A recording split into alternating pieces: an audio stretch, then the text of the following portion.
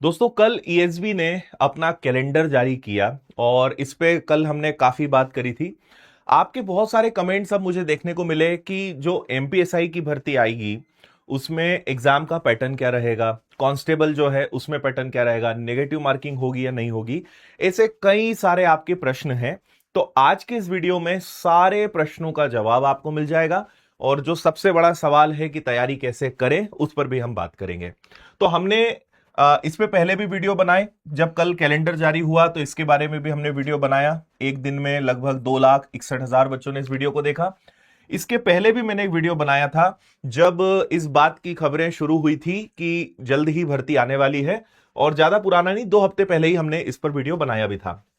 देखो, आपने कल का शायद वीडियो देख लिया होगा। दो सबसे बड़ी चीजें जिसके बारे में आज हम बात करेंगे, एमपी पुलिस कांस्टेबल और सब इंस्पेक्टर। कांस्टेबल के 7,500 पद अप्रूव हो चुके हैं और सब इंस्पेक्टर और सूबेदार के टोटल 507 पद रहेंगे। हमने कैलेंडर काफी बेहतर तरीके से बनाने की कोशिश करी है। ऐसा कैलेंडर ईएसबी को बनाकर देना चाहिए, लेकिन हमने इसको सिस्टमेटिक बनाया है और आप इसको डाउनलोड भी कर सकते हो। टेलीग्राम पे हमने इसको शेयर भी किया है। तो अभी केवल 2 भर्तियों की बात करते हैं। जैसे सूबेदार उप निरीक्षक 507 पद, सितंबर अक्टूबर में अगर इसकी परीक्षा होगी तो आप ये बिल्कुल मान के चलिए कि इस महीने के एंड तक या अगले महीने के शुरुआत में आपको नोटिफिकेशन देखने को मिल जाएगा। मैं बात कर रहा हूं एसआई की। तो नोटिफिकेशन बहुत जल्द आपको इसका देखने को मिलेगा, क्योंकि अगस्त का महीना भी आपका शुरुआत से अब काफी आगे बढ़ चुका है। तो आने वाले 10-15 दिन 20 दिन के अंदर संभावना है कि नोटिफिकेशन मिलेगा। इसके बाद आपका कांस्टेबल है जो लगभग इसके 1 महीने बाद है, यानी अक्टूबर नवंबर में अगर एग्जाम है तो आप ये समझिए कि सितंबर, मतलब इसमें भी हालांकि बहुत ज्यादा समय नहीं है, क्योंकि सितंबर अक्टूबर में तो इन्होंने एग्जाम का कहा है। मुझे संभावना कम लग रही है कि अगले महीने परीक्षा ले पाएंगे, इसलिए मैं अक्टूबर मान के चल रहा हूं और यहां पे मैं नवंबर मान के चल रहा हूं। तो आप समझिए कि जैसे ही एसआई का आएगा उसमें मुश्किल से हफ्ते या 2 हफ्ते, 10 से 15 दिन के गैप में आपको कांस्टेबल का भी नोटिफिकेशन देखने को मिलेगा। तो काफी संभावना है कि सितंबर की शुरुआत में एंड तक या फिर अक्टूबर की एकदम शुरुआत में आपको इसका नोटिफिकेशन देखने को मिलेगा। अब मैं पहली बात आपसे यही कहूंगा कि नोटिफिकेशन का इंतजार अभी भी नहीं करना है, क्योंकि ये जो डेट है ये लगभग कंफर्म है। ज्यादा से ज्यादा 15 दिन या 1 महीना आगे बढ़ जाएगा कि भाई अक्टूबर है नवंबर हो जाएगा या नवंबर है दिसंबर हो जाएगा। इससे ज्यादा एग्जाम आगे नहीं बढ़ सकता, क्योंकि आप ये समझोगे कि एसबी का रिकॉर्ड खराब रहा है। समझने वाली बात भी नहीं है, रहा ही है, लेकिन दबाव है सिंहस्थ का, क्योंकि इन्हें पूरी प्रक्रिया करके सारे विद्यार्थियों को, पुलिस वालों को सौंपना है। उसके बाद इनकी ट्रेनिंग और इन्हें रेडी करना है सिंहस्थ के लिए। तो पेपर आगे नहीं बढ़ा पाएंगे, ये चाहकर भी नहीं बढ़ा सकते। इसलिए इतनी जल्दी जल्दी इन्होंने कैलेंडर अपडेट करके बाकी सबको रोककर पुलिस की भर्तियों को आगे कर दिया कि भाई इनको जल्दी से रिक्रूट करो। तो मैं आपको इसीलिए समझा रहा हूं कि बिल्कुल हल्के में नहीं लेना। ये नहीं सोचना कि अरे वो तो होता है, नोटिफिकेशन आएगा तब शुरुआत करेंगे, बिल्कुल मतलब नहीं है। आपके पास सब इंस्पेक्टर एग्जाम के लिए मुश्किल से 2 से 2.5 महीने हैं, कांस्टेबल के लिए 3 से 3.5 महीने, इससे ज्यादा समय आपके पास नहीं है। और ये मैं मैक्सिमम बता रहा हूं, इससे कम भी हो जाए तो कोई बड़ी बात नहीं है, क्योंकि हर बार नोटिफिकेशन के 1.5 महीने में परीक्षा हो रही है। तो आपको समय ज्यादा मिल जाए, बहुत ही अच्छी बात है। तो ये तारीख है, महीने बिल्कुल याद रखिए। बाकी सबकी बातें हम अलग अलग वीडियो में करेंगे। आज मैं ऐसा ही कांस्टेबल के बारे में ही आपको बता रहा हूं। विनर्स ने, चाहे सब इंस्पेक्टर हो, चाहे कांस्टेबल की परीक्षाएं हो, चाहे दूसरी जितनी भी परीक्षाएं हैं, सब में ऐतिहासिक रिजल्ट हमने दिए हैं। और लगभग हर दूसरा बच्चा जो आज कांस्टेबल के या सब इंस्पेक्टर के पद पे काम कर रहा है, आप अगर उससे पूछेंगे तो विनर्स से जुड़ा ही होगा किसी ना किसी प्रकार से। सिलेक्शन में विनर्स का योगदान होगा ही, और आप खुद चेक कर लीजिएगा किसी बच्चे से भी मिलकर। और अब तक हजारों बच्चे जो हैं मिलने आते रहते हैं वर्दी में, अपनी यात्रा बताते हैं, कैसे विनर्स ने उनकी जिंदगी बदली, कैसे घर बैठे उन्होंने तैयारी करके, मेहनत करके और विनर्स के मार्गदर्शन में वर्दी हासिल करी है। इनके लगातार कई सारे फोटो वीडियोस हमने आपको समय समय पे दिखाए हैं। ये कांस्टेबल के सारे विद्यार्थी है, लेटेस्ट दिखा रहा हूं मैं आपको। इसके अलावा सब इंस्पेक्टर की बात करें तो ये Sanjay Parmar, all MP rank 1 सारे जो टॉपर हैं, मनीष है, Manish Patel, all MP rank 2 Madhya Pradesh sub inspector, इस बार के रिजल्ट की मैं बात कर रहा हूं। तो ये सारे टॉपर्स हैं एमपीएसआई के, सभी अच्छी जो रैंक्स हैं वो उसमें, और इसके अलावा ढेर सारे सिलेक्शंस आपको सब इंस्पेक्टर की परीक्षा में भी विनर्स के दिखाई देंगे। ये सब एमपीएसआई में सिलेक्टेड बच्चे हैं, और इनके वीडियोस, इनके इंटरव्यू वीडियो, इनके पॉडकास्ट, सब कुछ हमने यूट्यूब चैनल पे डाले हैं। आप जरूर सुनिएगा, आपको आइडिया लगेगा कि इन्होंने कैसे रणनीति बनाई, कैसे तैयारी करी, कैसे ये विनर्स के साथ जुड़कर सफल हुए हैं। तो ये वीडियोस आपको काफी मदद करेंगे। ढेर सारे सिलेक्शन सब इंस्पेक्टर के भी आपको देखने को मिलेंगे। अभी मैं आपको पुराने सिलेक्शंस, एएसआई और बाकी तो दिखा ही नहीं रहा हूं, वो तो फिर और भी संख्या हो सकती है। चलिए अब बात कर लेते हैं सबसे पहले एमपी पुलिस कांस्टेबल की। देखो, एज 18 से 33 रहती है, क्वालिफिकेशन सिर्फ 10वीं पास रहती है, कैटेगरी वाइज रिलैक्सेशन आपको मिलेगा। इसमें केवल एक पेपर होता है जो 100 नंबर का रहेगा, फिर इसके बाद आपका फिजिकल होगा जो कि 100 नंबर का रहेगा। तो टोटल ऐसे आपके 200 नंबर का खेल रहेगा, है ना। 50-50% दोनों चीजें हैं, और इसके बाद आपका मेडिकल और डॉक्यूमेंट वेरिफिकेशन है। तो सबसे बड़ा सवाल यही था कि क्या प्रक्रिया में बदलाव होगा। तो संभावना यही है कि अगले साल से जो सामान्य संयुक्त अर्हता परीक्षा का पैटर्न वो लेकर आए थे, कॉमन एग्जाम, वो अगले साल जाएगा। इस बार वो पुराने पैटर्न पर ही करा रहे हैं क्योंकि जल्दी उन्हें करानी है, तो बदलाव इतनी जल्दी हो नहीं सकता। तो आपको पुराने पैटर्न के हिसाब से ही पढ़ना है, कोई ज्यादा इसमें चिंता नहीं करनी, और पुरानी आपकी जो पढ़ाई है वो भी बेकार आपकी नहीं जाएगी। तो ये चीज सेम है। अब इसको अगर हम समझें तो ये इनका पैटर्न होता है। मैं आपकी मदद के लिए मोटे मोटे तौर पे समझा देता हूं। आप सिर्फ ये समझो कि मैथ्स के लगभग 30 से 35 सवाल, रीजनिंग के लगभग 30 से 35 सवाल, तो मैं मोटे मोटे तौर पे लिख रहा हूं, और जीएस के लगभग आप समझिए 35 सवाल। तो ऐसे टोटल 100 क्वेश्चंस होते हैं। ये लिखते कुछ भी हैं, पेपर हमेशा वैसा आता है। तो आप समझिए कि अगर सिलेक्शन लेना है तो 65 के आसपास, 100 में से 65 क्वेश्चन मैथ्स और रीजनिंग के आते हैं। और जिन बच्चों का सिलेक्शन हुआ है उन्होंने मैथ्स रीजनिंग को बहुत अच्छा करा है। इसका यह मतलब नहीं कि जीएस का रोल नहीं है, लेकिन जीएस के 35 सवाल हैं, और जीएस के अंतर्गत क्या क्या आता है, तो हिस्ट्री, ज्योग्राफी, पॉलिटी, ठीक है, current affairs, static GK, physics, chemistry, bio, environment, MP GK, ये सब मिलाकर 35 सवाल आएंगे। मैं अगले वीडियो में आपको यह भी पूरा बता दूंगा कि मैथ्स में कौन से टॉपिक, रीजनिंग में कौन से टॉपिक, जीएस में इतिहास से कितने सवाल, रीजनिंग से कितने, पॉलिटी से कितने सवाल, बायो से कितने सवाल, ये भी पूरा आपको पैटर्न दे दूंगा पिछले 1-2 सालों का। उस पर भी अलग से वीडियो में बता दूंगा। लेकिन आप मोटे मोटे तौर पर इनके इस पैटर्न को तो आप समझ नहीं पाओगे, क्योंकि इन्हें नहीं पता। तार्किक क्षमता यहां भी लिख दिया, मानसिक योग्यता यहां भी लिख दिया, है ना, बौद्धिक क्षमता भी लिख दिया। अब इन सबका मतलब रीजनिंग होता है, सामान्य ज्ञान का मतलब जीएस होता है, फिर सामान्य ज्ञान के बाद विज्ञान यहां लिख दिया, और अंक गणित यहां लिख दिया। तो चीजें वही हैं, पता नहीं इसको ऐसा लिखने के पीछे कारण क्या है। और एक सबसे खास बात जो आपका सवाल है कि सर क्या इस बार नेगेटिव मार्किंग होगी, तो हां, नेगेटिव मार्किंग आपकी रहेगी जो हमने यहां पे लिखा है, और वो रहेगी 1/4, यानी 4 गलत सवालों पे 1 सही सवाल आपका जाएगा। तो 0.25 की आपकी नेगेटिव मार्किंग भी इस बार से लागू होनी है ना। और सिलेक्शन लेना है तो आपको अभी सबसे ज्यादा मेहनत मैथ्स और रीजनिंग पे करनी है।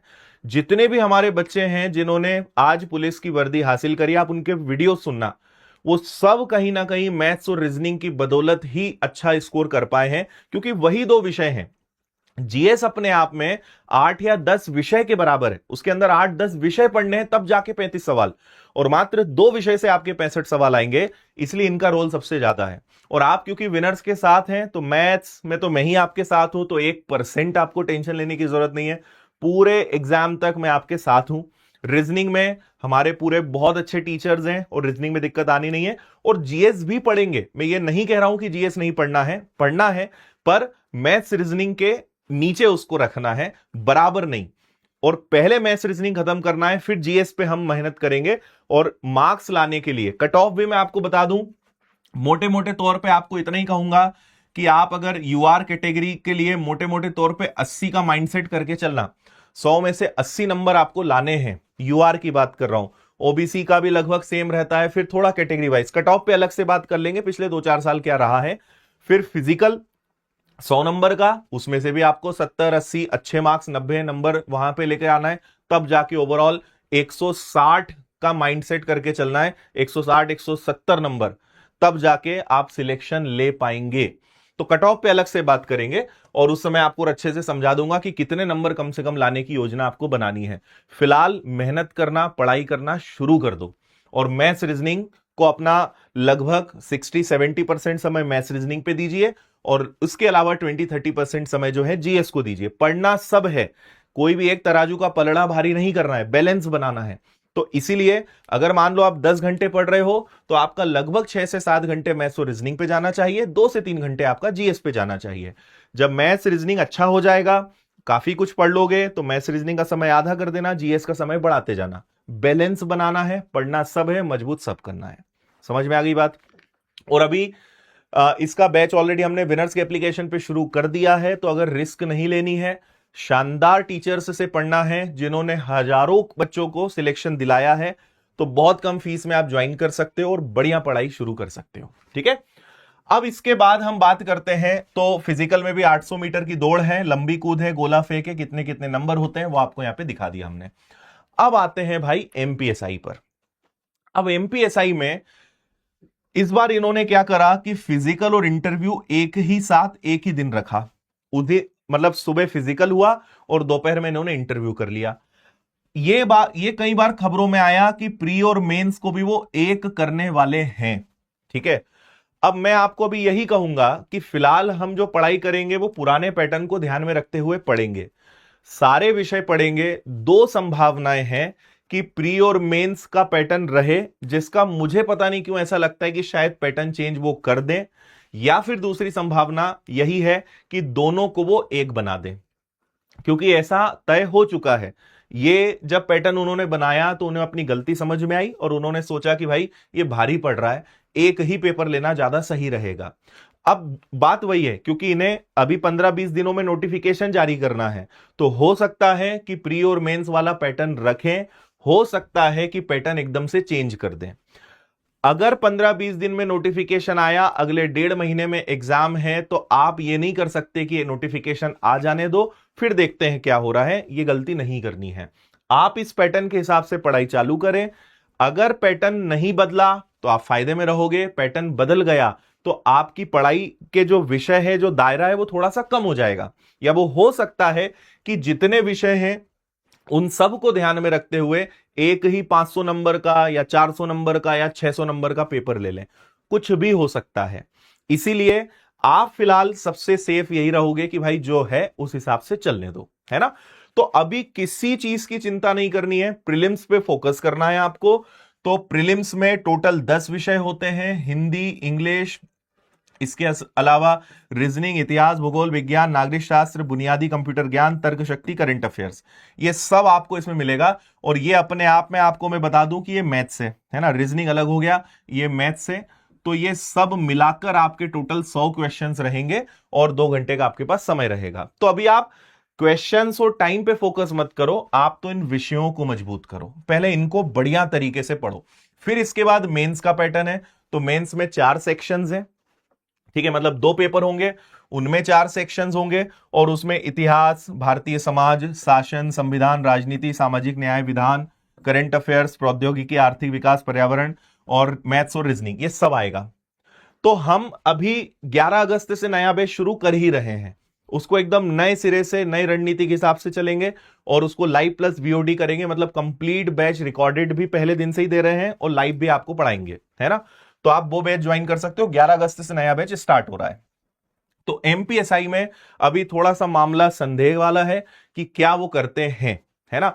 इसीलिए आप तो जो बेसिक सब्जेक्ट्स हैं ये कभी खत्म नहीं होंगे, ये सारे विषय आएंगे, ज्यादा से ज्यादा वो कुछ पैटर्न प्रक्रिया में बदलाव कर सकते हैं।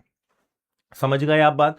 तो अभी बहुत ज्यादा चिंता ना करते हुए प्रीलिम्स के जो बेसिक सब्जेक्ट हैं उन पे फोकस करिए। अगर आप 0 लेवल से तैयारी कर रहे हो, अगर पहले से तैयारी कर चुके हैं, तो प्री और मेंस के कॉम्बिनेशन पे आप काम कर सकते हो कि चलो यार इनमें से मेरे 5, 6, 8 विषय तो अच्छे हैं, मेंस के कुछ विषयों पे काम कर लेते हैं।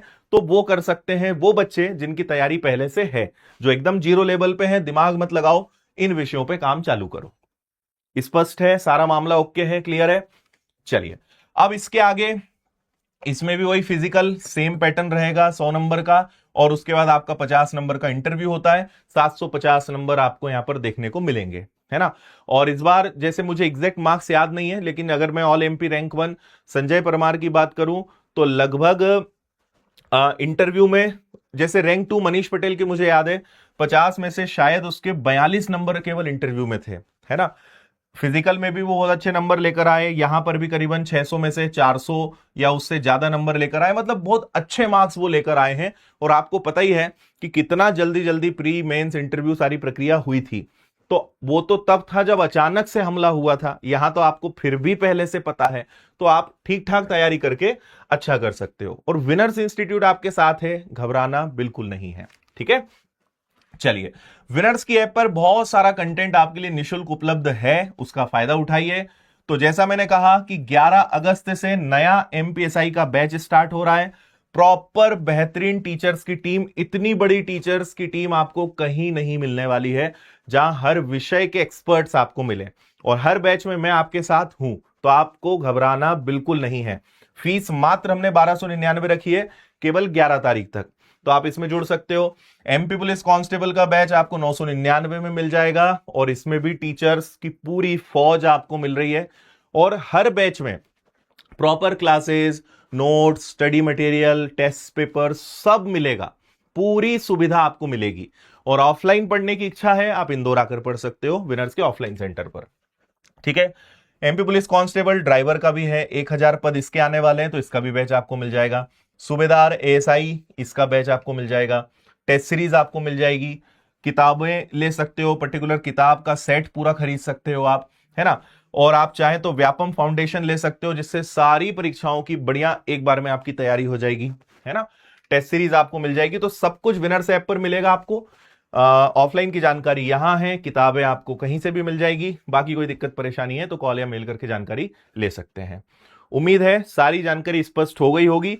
अब आपको तैयारी में लगना है, इसलिए आज ही विनर्स ऐप पर जाएं। एसआई, कांस्टेबल, जो भी आपका टारगेट है उसके बैच से जुड़िए। आज से ही पढ़ाई शुरू करिए, कल से भी नहीं करना है। मतलब सिर्फ इतना समझ लोगे कि आप ऑलरेडी लेट हैं, तो आपको एक एक मिनट की कीमत पता होगी। क्योंकि जो सीरियस बच्चे हैं, जिन्हें हर हाल में निकालना है, जिन्हें अपने घर की परिस्थितियां दिख रही हैं, वो तो लग गए हैं भाई। और आप सोचो कि बस आज से, कल से, सोमवार से पक्का, 15 अगस्त के बाद पक्का, कुछ नहीं हो सकता फिर, है ना। तो जितना जल्दी जाग जाए उतना अच्छा। बाकी विनर्स के साथ सभी जगह जुड़े रहिए, सारे अपडेट्स आपको मिलते रहेंगे। बाकी अगर अभी भी आपकी कोई और प्रश्न है तो आप कमेंट कर दीजिएगा, अगले वीडियो में आपको उसकी जानकारी भी मिल जाएगी। थैंक यू, शुभकामनाएं, जय हिंद।